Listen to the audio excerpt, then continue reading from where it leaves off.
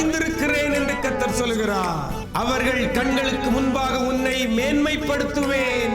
உன்னோடே போராடினவர்களை தேடியும் காணாதிருப்பாய். நாளில் கூட கர்த்தர் நமக்கு தருகிற ஒரு வார்த்தை வார்த்தை வார்த்தை வார்த்தை விளையும் வரைக்கும் பழைய பலனை சாப்பிடுவீர்கள்.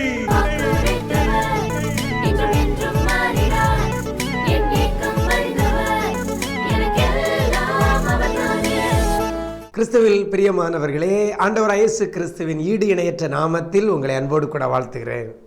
நல்லா இருக்கிறீங்களா?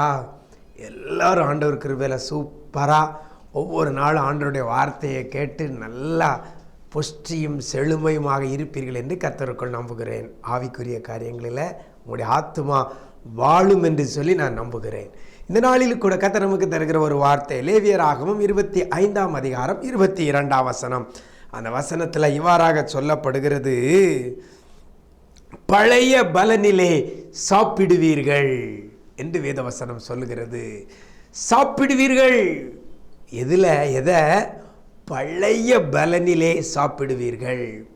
இதே வசனத்தில் பின்னால் சொல்லப்பட்டிருக்கிறது, பழைய பலனிலே அல்ல, பழைய பலனை சாப்பிடுவீர்கள்.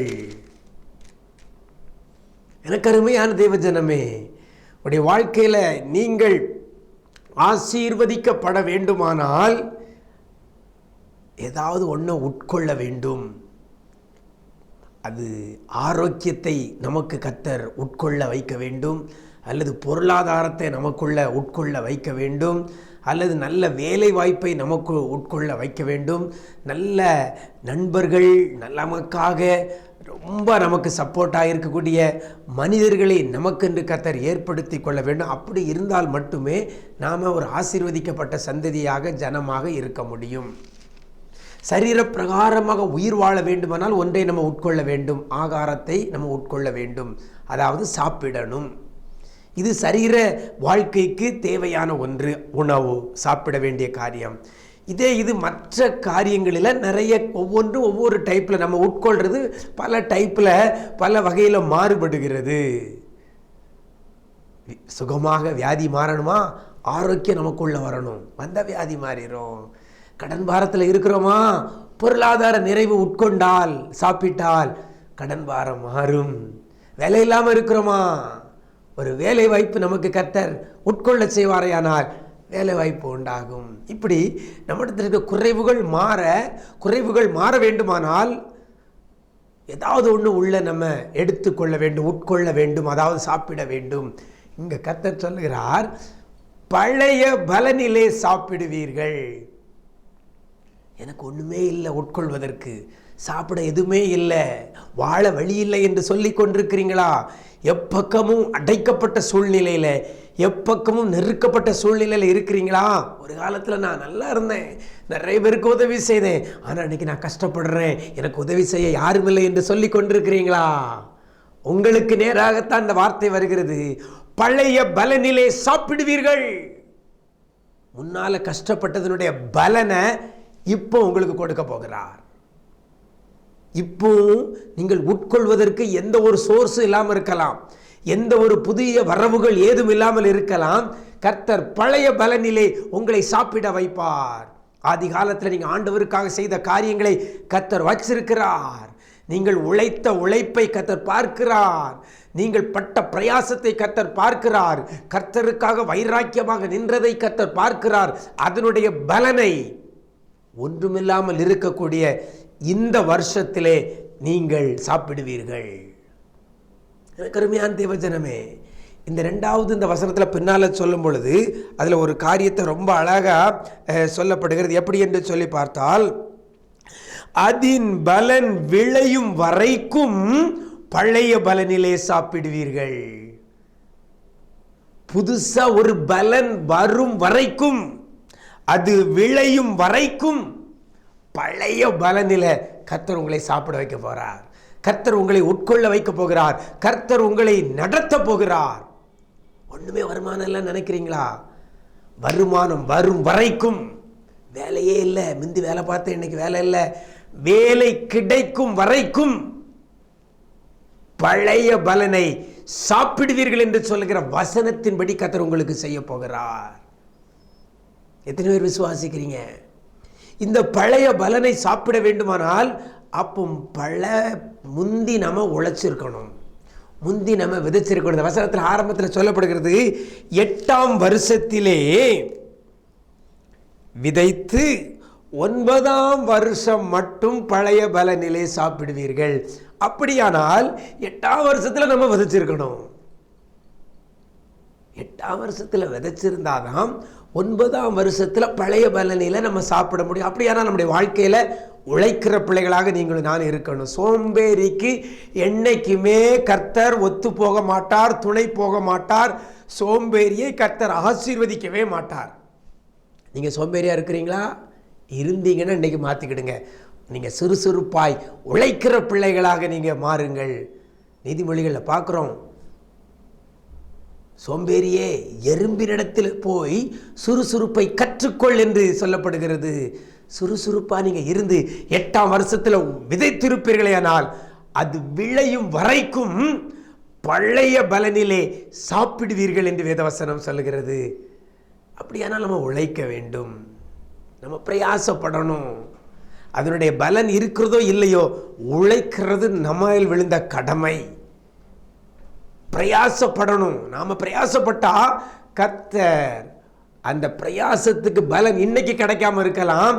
ஆனால் ஒரு காலத்தில் பிரயாசப்படாமல் இருக்கக்கூடிய சமயத்தில், வழியே இல்லாத சூழ்நிலையில், வாய்ப்பே இல்லாத சூழ்நிலையில் பழைய பலனை அந்த பலனிலே சாப்பிட வைப்பார். அந்த பழைய பலனை வச்சு உங்களை ஆசீர்வதிப்பாருங்க. எனக்கு அருமையான தேவஜனமே, நான் உழைக்கிறேன், எனக்கு அதுக்கு பலன் இல்லைன்னு நினைக்கிறீங்களா? அது வெயிட்டிங்கில் இருக்கிறது, அது ரிசர்வ்ல இருக்குது. நேரம் வரும்போது அந்த உழைத்த உழைப்புக்கு, அப்பும் விதைத்த விதைப்புக்கு பலனை உங்களுக்கு இப்போ தருவார். பழைய பலனிலே, பழைய பலனிலே நீங்கள் சாப்பிடுவீர்கள். ஒன்றுமில்லாமல் இருக்கிறீங்களா? முந்தி நீங்களோ உங்களுடைய பெற்றோர்களோ உங்களுடைய முன்னோர்களோ உங்களுக்காக அவர்கள் செய்த தான தர்மத்தின் நிமித்தம், அவருடைய பிரயாசத்தின் நிமித்தம், அவருடைய விதைப்பு நிமித்தம் அந்த பழைய பலனில் உங்களை சாப்பிட வைக்க போகிறார்.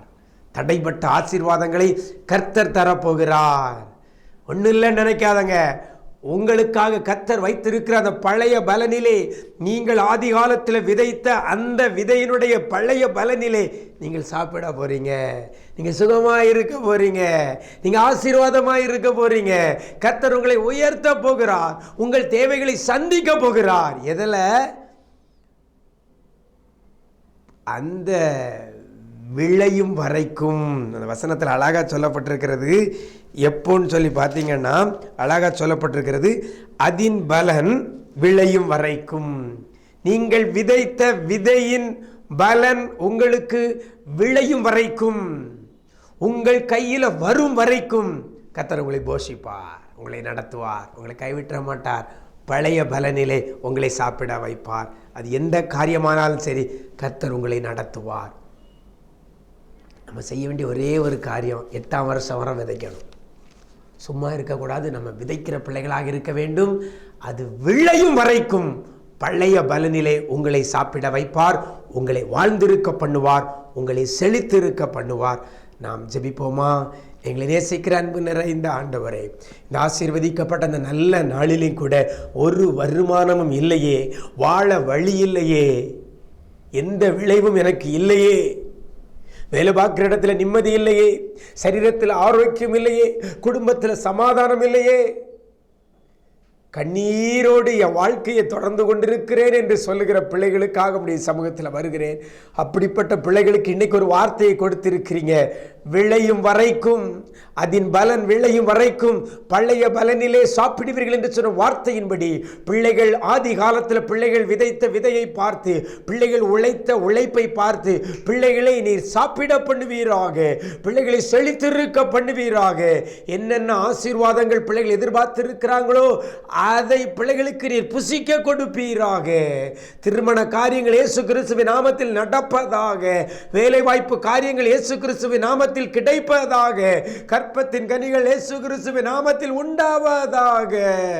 எதை பிள்ளைகள் எதிர்பார்த்திருக்கிறார்களோ, பிள்ளைகள் எதிர்பார்த்திருக்கிற ஒரு பொருளாதார நிறைவை என் தேவனாகிய கர்த்தர் நீர் கட்டளையிடுவீராக. நீங்க செய்ய போறதற்காக உமக்கு நன்றி செலுத்துகிறோம்.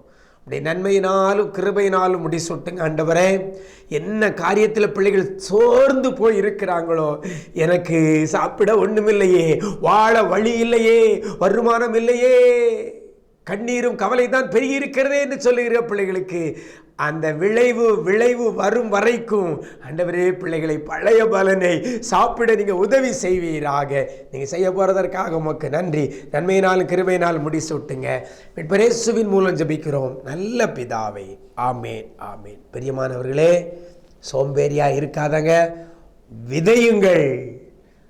விளைவு வரும் வரைக்கும் பழைய பலனை சாப்பிட கர்த்தர் உங்களுக்கு உதவி செய்வார். God bless you.